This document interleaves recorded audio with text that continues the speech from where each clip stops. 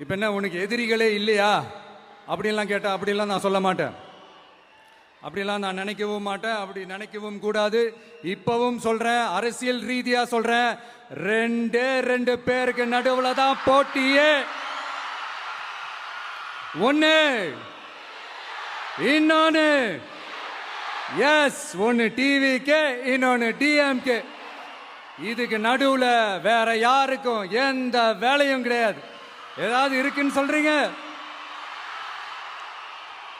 எலெக்ஷனுக்கு முன்னாடியும் அவங்களுக்கு ஒரு வேலையும் இல்ல. இப்ப எலெக்ஷனுக்கு அப்புறம் சுத்தம்.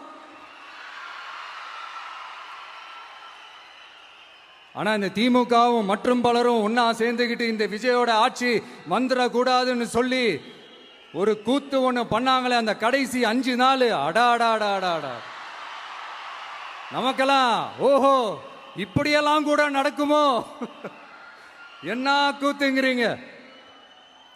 ஆனா ஃபியூச்சர் என்னவா இருக்குன்றதை மட்டும் இப்ப நான் சொல்றேன். உங்களுக்காக உண்மையா உழைக்க வந்த இந்த விஜயா, இல்ல இந்த விஜயோட ஆட்சி அமைஞ்சிட கூடாதுன்னு தடுக்க நினைச்ச ஸ்டாலின் சாரா, அவ்வளவுதான்.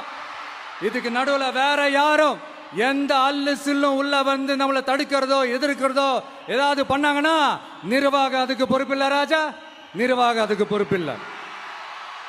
ரிசல்ட் என்னவா வரும்ன்றது அது உங்களுக்கே நல்லா தெரியும்.